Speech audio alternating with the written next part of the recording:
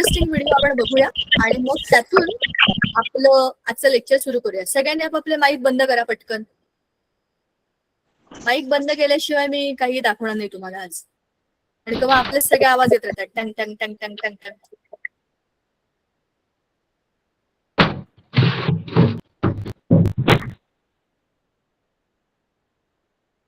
Hello विद्यार्थी मित्रा,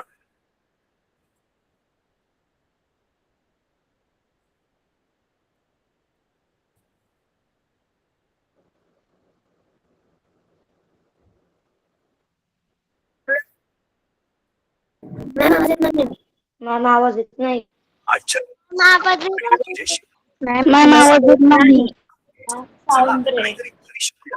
येत नाहीये. पण एक एक न मोजता सेकंदात मोजण्याची कोणती बरं जादू असेल? विचार करा. आता 50 वाटाण्याच्या शेंगांची सरासरी काढायची. प्रत्येक वाटाणा मोजत बसायचा? अजिबात नाही. याला एक सोपी ट्रिक आहे आणि इथेच खरी मजा आहे. यातले छुपे नियम शोधून गटात गुणाकार केला की आपलं काम अगदी चुटकीसरशी होतं. हे आकृती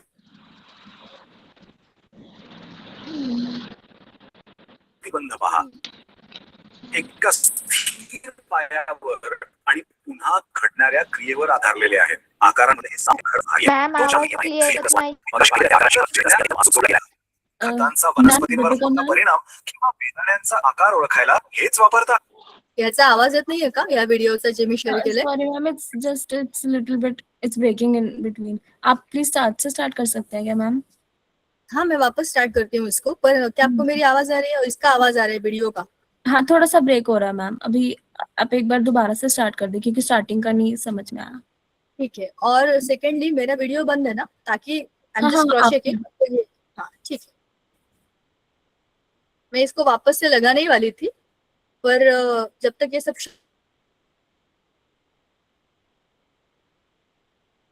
शांत के एक बार चलने दो इसको, फिर वापस इसको रिप्ले करेंगे.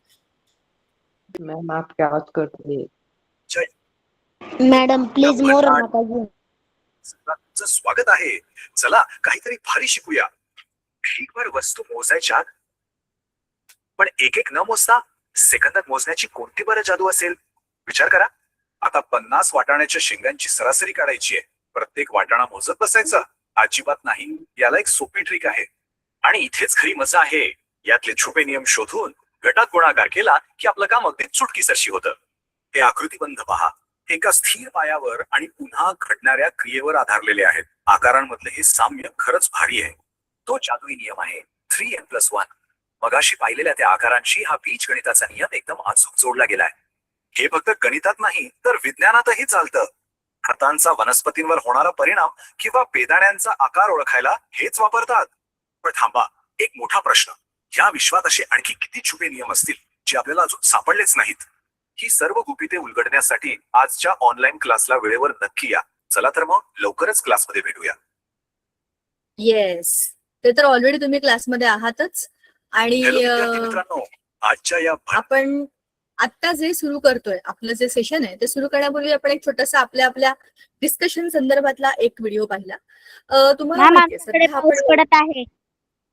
अरे वा, कॉंग्रॅच्युलेशन्स. फायनली कुणाकडे तरी पाऊस पडतोय.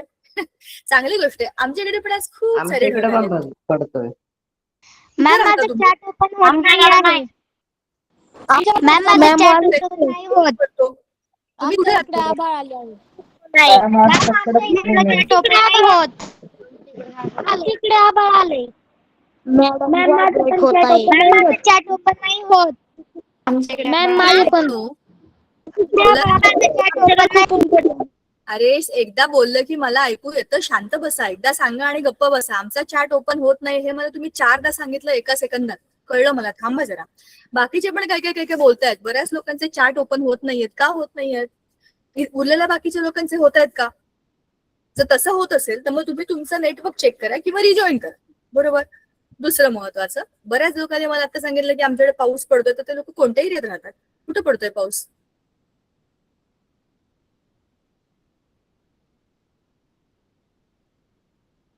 हो, पण हँड रेज केल्याने जुन्नरला पाऊस पडतोय. अरे वा, व्हेरी गुड. पाऊस पडला जुन्नर खूप छान होतं. ओके, मस्त, चांगलं. आमच्याकडे जेजुरीकडे मला खूप जेजुरीकडे सॉरी मॅम लेट आमच्या इट्स ओके. आमच्याकडे पण खूप आभाळ आलंय आणि इतकं गरम होतंय, खूप गरम होतंय. पाऊस कधी पडेल मॅम मला माहित नाही. आमच्याकडची लाईट देखील गेली. म्हणजे खरा पावसाळा सुरू झाला. खूप सारं ऊन पडलं. चल, मॅम आमच्याकडे आभाळ आले, लाईट बी गेली. Best of luck. मॅम तुम्ही कुठे आहेत? मी पुण्यातच राहते, हडपसर एरिया. मॅडम आमच्याकडे पण खूप ऊन पडलंय. बाहेर गेलं की असं उकड्यामुळं अख्खा घाम पडतोय आणि लाईट सुद्धा गेली. खरंच अगं मी पंख्याखाली बसले तरी मला असं घाम घाम घाम होतोय. आमच्याकडे तर आता मॅडम लाईट गेली आहे. किती गरम होत असेल. चला चला आपण आता आपल्या टॉपिक कडे जाऊया. गरमी असू दे, पाऊस असू दे, आभाळ असू दे, घाम येऊ दे, काही झालं तरी पण आपलं काम मस्त आहे, आपलं काम डोक्याचं आहे. जेव्हा डोकं सुरू होतं ना तेव्हा आजूबाजूच्या कुठल्याच गोष्टी आपल्याला कळत नाही, कारण आपण रमतो ना त्याच्यामध्ये, आपण विचार करायला लागतो. बघा तुम्ही आठवा बरं, गेले इतके दिवस झाले आपण 3 ते 4 दुपारी अभ्यास करतोय. आपण इतक्या वेगवेगळ्या गोष्टींची चर्चा केली. जेव्हा चर्चा सुरू असते तेव्हा आपल्याला ह्या गोष्टीचा विसर पडतो की माझ्या आजूबाजूला काय चाललंय, खूपच गरम होतंय का, पाऊस पडतोय का, ढग येतात का, हे काही समजत नाही. कारण आपला टॉपिकच असा असतो की त्याच्यामध्ये आपलं डोकं चालायला लागतं. आपलं ऑलरेडी भरपूर साऱ्या सायन्सच्या कन्सेप्ट डिस्कस करून झाल्यात. आपण लॉजिकल थिंकिंगला कालपासून सुरुवात केलेली आहे. मॅथ्स आणि लॉजिकल थिंकिंग ह्या 2 महत्वाच्या गोष्टी असतात कोणत्या पण कॉम्पिटेटिव्ह एक्झाम मध्ये. मॅथ्स तर तुम्हाला माहिती आहे, त्याला पर्याय नाहीये. तुम्ही आयुष्यात कुठेही जा, एक गणित आणि दुसरं सायन्स तुमच्या मागे असणारच. मला तुम्हाला ते येऊ नाही होत, तुम्ही त्याचा अभ्यास करू न करू, पण त्याचं ऍप्लिकेशन आपल्या आयुष्यामध्ये असतं. आणि मॅथ्सला पूरक आहे लॉजिकल रिझनिंग, म्हणजेच आपलं हे लॉजिकल थिंकिंग किंवा मेंटल एबिलिटी म्हणतात. आता आपण काल त्याचा जो पहिला भाग बघितला की त्याच्यामध्ये पॅटर्न्स होते, बरोबर, दगड, फुलं, पानं. पहिलंच चित्र आठवतंय, आपण म्हणलो होतं असा मोठा गोल केक असेल, त्याला 8 भागामध्ये कापलं तर त्याचे 8 भाग जे होतील तो त्यातला एक एक सेक्शन असतं. ते लॉजिकल थिंकिंगचं पॅटर्निंग काल आपण डिस्कस केलं होतं. आता बघा याच्यामध्ये काय, काल आपण जे बघितलं होतं की 4 काड्या एकमेकांना लावल्या होत्या, माचीसच्या काड्या. त्याच्या भोवती 3 काड्या लावल्या पुढच्या, की एकूण होतात 7च काड्या. पण 2 स्क्वेअर एकमेकांच्या बाजूबाजूला येतात. त्याच्या पुढे मला एक स्क्वेअर वाढवायचा असेल तर मला परत 3च काड्या वाढवाव्या लागतील. म्हणजे मला प्रत्येक स्क्वेअर साठी आता 3च काड्या वाढवायच्या, बरोबर. याचा अर्थ काय आहे, आता माझा नंबर कसा वाटतोय, 4 अधिक 3 7, 7 अधिक 3 10, 10 अधिक 3 13, 13 अधिक 3 16. म्हणजे काय होतंय, माझ्या नंबर मध्ये +3 +3 +3 असं रिपिटेशन होईल. म्हणजेच काय, आता एक स्क्वेअर वाढवायचा म्हणजे मला किती काड्या वाढवायच्या, 3. कालच्या चित्राचं म्हणते, याच्यामध्ये एक्झॅक्टली उलट आहे. ह्याच्यात आपल्याला असं दिसतंय की ह्या 2 काड्या आहेत, पण ह्या 2 काड्यांचा मिळून एक संच आहे. संच म्हणजे ग्रुप. आणि याच्यामध्ये पण त्याला 4च धरले. खरं तर बघितलं तर या 8 वाटतात, बरोबर ना, 2-2 एकमेकांना चिटकवलेल्या वाटतात. पण त्या दोघांचे मिळून एक संच असं बनवलेलं आहे. आणि तशा हिशोबाने धरलं की त्या रीड्स म्हणजे पट्टी पट्टी अशा पद्धतीने आपण त्याचं कॅल्क्युलेशन करतो, ते सेमच होतं. कालच्या माचीसच्या काड्यांसारखंच हे पण कॅल्क्युलेशन आहे, बरोबर. Without continuing every piece, how many reeds are needed to build 10 connected squares? What about n squares? असे तुम्हाला किती स्क्वेअर्स बनवायचे, त्याच्याप्रमाणे किती काड्या लागतील, ह्याचं कॅल्क्युलेशन आपण कसं करणार, +3 +3 +3 करत जायचं एका स्क्वेअर साठी +3, बरोबर की नाही. मग आता आपण जो व्हिडिओ बघितला त्याच्यामध्ये फॉर्म्युला काय दिला होता, 2n + 1, बरोबर. n ची व्हॅल्यू जर आपण 1 घेतली म्हणजे एकच स्क्वेअर वाढवायचा असला तर 2n + 1. n ची व्हॅल्यू 1, तर 2 गुणिले 1 किती झाले, 2 अधिक 1 3. म्हणजेच 2n + 1 म्हणजेच 3 ना. 3 कुठून आले, इथून आले. 2n + 1 हा फॉर्म्युला मगाच्या व्हिडिओमध्ये सांगितला होता ना, ते कसं आलं, कुठून हे पॅटर्न रिपीट झाले. तर तो जो फॉर्म्युला होता तो होता 2n + 1, म्हणूनच याचं उत्तर आलं 3. एका स्क्वेअर साठी 3, बरोबर, समजतंय.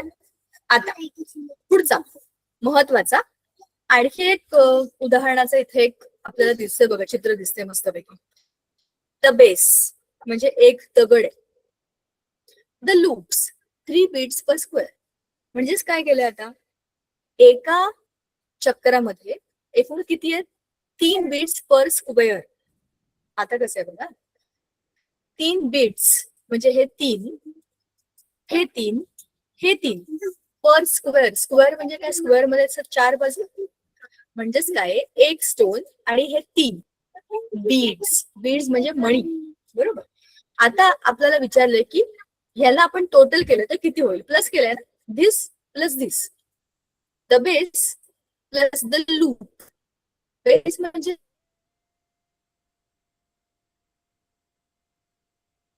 दगड. एक काहीतरी सुरुवातीला आपण जो घेतो बेस, त्याच्यावर तो बेस आहे, तो एक सोडलेला एकच बेस आहे. आणि लूप म्हणजे चक्र. बरोबर. त्या एका लूप मध्ये 3 बीट्स पर स्क्वेअर. आता आपल्याला कॅल्क्युलेशन करायचं असेल, कॅल्क्युलेशन, तर 1 स्क्वेअर म्हणजे काय करावं लागेल? 1 square is equal to 3 into 1 plus 1. हा 1 आहे ना, 3 गुणिला 1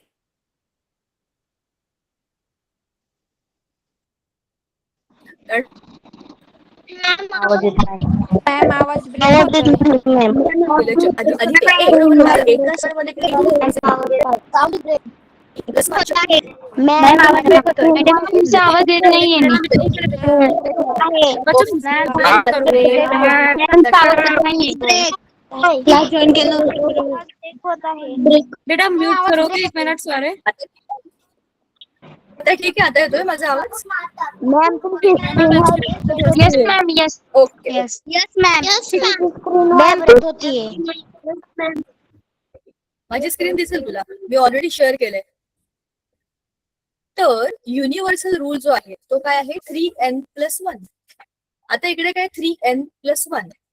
याच्यामध्ये काय आहे? 3 रेड बिट्स प्लस 1 आणि मॅम स्क्वेअर. स्क्रीन दिसत नाहीये. कसं काय स्क्रीन नाही दिसत आहे? थांबा, परत शेअर करते.